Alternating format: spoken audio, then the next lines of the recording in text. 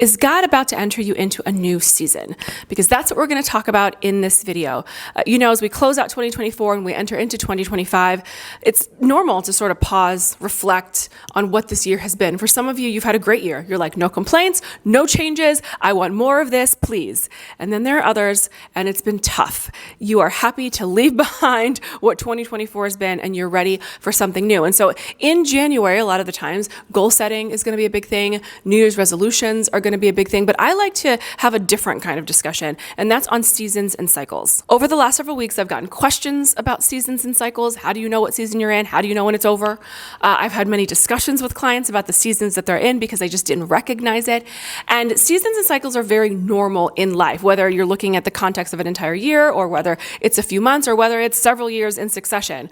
But I want to bring you back to Genesis 8:22, where God specifically says, as long as the earth remains, there will always be seed, time, and harvest. And so you can look at it as three different types of seasons. There's the seed season, there is the time season, and then there's the harvest season. To flip it upside down a little bit or look at it slightly differently, you can also call it the Egypt season, the desert season, or the promised land season. I'm going to explain a little bit about each of those and then how to know when you're sort of moving into the next season in succession. Before I get into the characteristics of the season, I do want to mention that just because you are in the desert season in one area of life doesn't necessarily mean that you're in the desert season in every area of life. Sometimes we could be experiencing promised land harvest type relationships, but maybe in our careers, we're finding ourselves in a desert or a dry land. So just recognize that each season doesn't apply in totality to every part of your life, but I think you'll start to recognize that certain parts, whether it's finances, your education, your career, your relationships, are going to fall in one category. But it's not all encompassing all the time. Okay, so let's first define the seasons and then figure out what are the signs so that we can begin to recognize whether or not we are shifting out of one and into the other. And we start with the seed season, or we can use the Egypt season as an analogy because most of us are not farmers, so we may not recognize what it looks like to live an agrarian lifestyle, but most of us know the story of the Israelites where they were enslaved in Egypt for 400 years of bondage. So you can find the story of the Exodus in the book of Exodus in the Bible, so you could read through that. We're not going to go through the specific passages, but I think when we think about Egypt, we think about that bondage season, that season where you're feeling a little bit stuck, a little bit unfulfilled. I think what's really interesting about the Israelites being in Egypt is that they were actually crying to God for help. They were like, we are here, we are in bondage. Why am I here? I hate it here,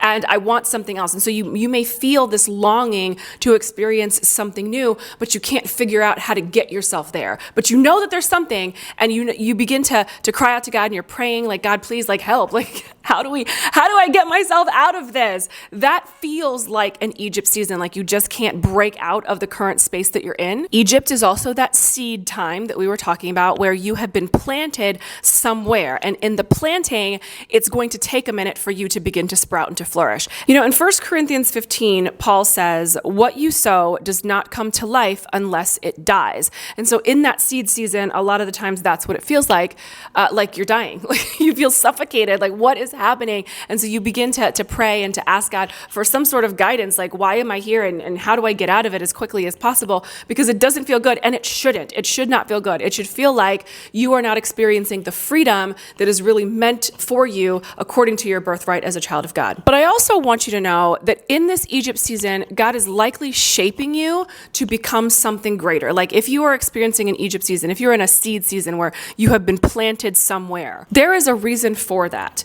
It could be that God is trying to shape you into what he needs for you to become, and we can't get complacent in those places where we're not free. We're not living according to our purpose, because that's what the Israelites were experiencing. While they may have the comforts and the familiarity of being slaves or enslaved, they were not living according to what God had called them to, which is his chosen people, living in the promised land. And for you, I think the same. I think if you are in that season, oftentimes it's you've been there a little bit too long, you've found yourself too familiar with your environment, and then finally you've woken up and you're like, oh wait, this is not actually who I am. I know that I'm meant for something deeper. I think now is the time for me to begin to explore that. So that's usually the Egypt season. Let's move into what it looks like to go from Egypt to the desert season, because there are some characteristics that will help you recognize what it looks like when God is finally moving you out of Egypt and into the next phase. When you're moving from the seed season to the time season, or for all intents and purposes, the Egypt season into the desert season, I've written down a few different ways to take note of. So number one, God is likely closing doors that you once relied on. There were things, like I said, that you may have been very familiar with, whether that's resources or relationships that you once had. They're either no longer fulfilling, like this is just not it. This is not it's no longer giving, or they just close altogether and they're no longer available. I also wrote down that you might be feeling a sense of completion. Like you're like, okay, my time here is actually done. You feel like the work that you were meant to complete in your Egypt season is over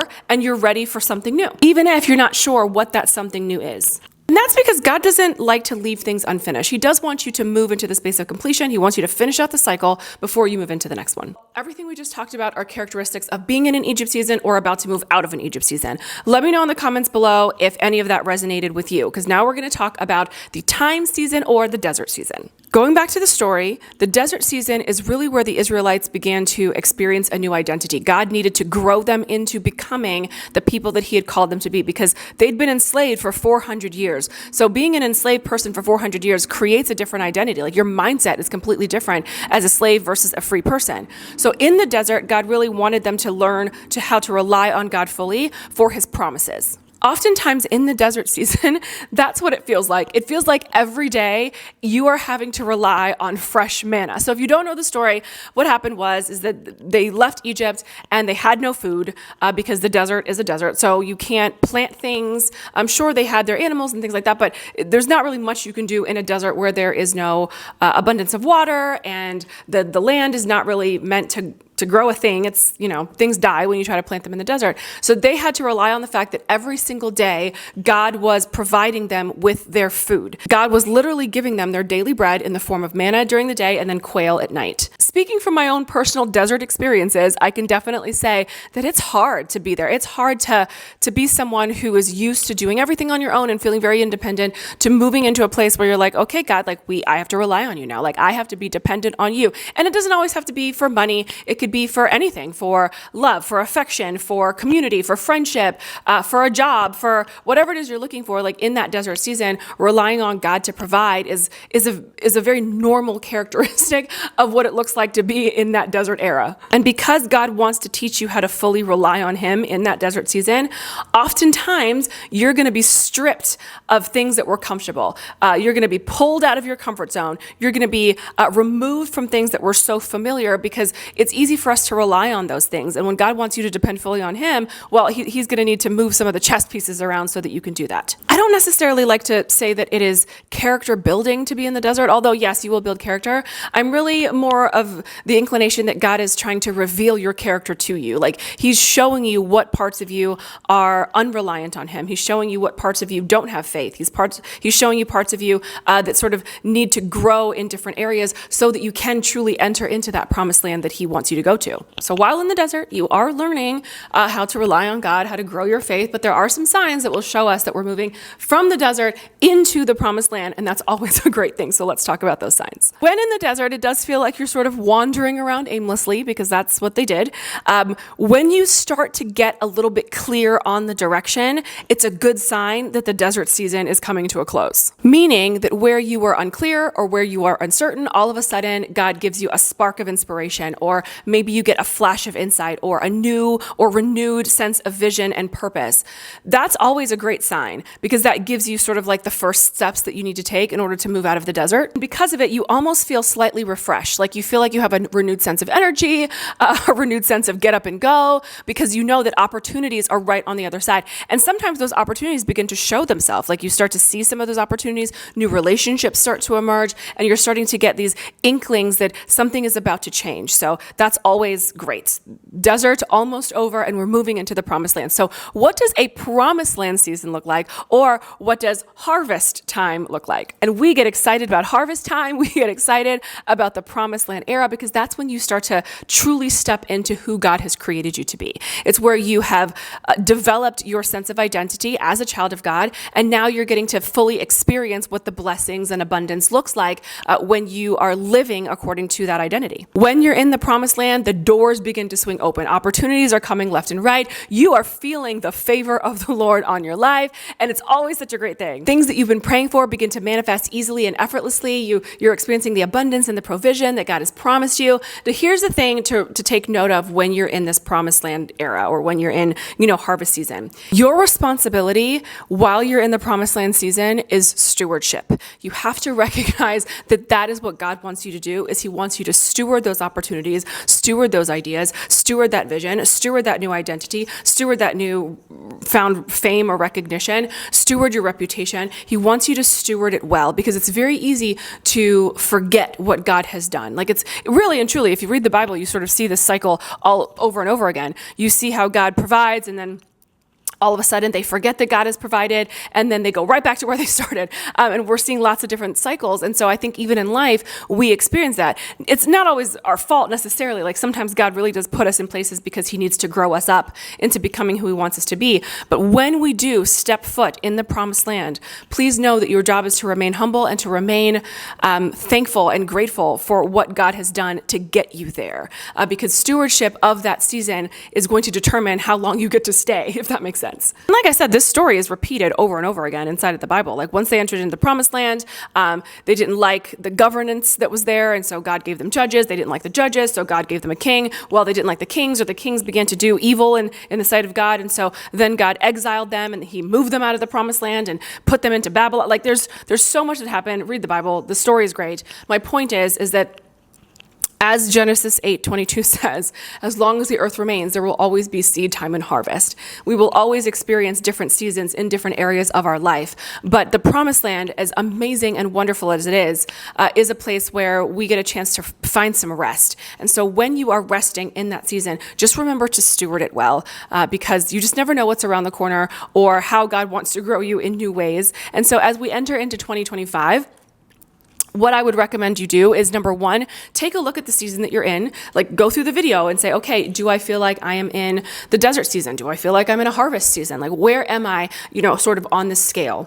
And then after that, recognize, did you just get there? Or are you starting to see the signs that maybe God is moving you into a new version of yourself and into a new era?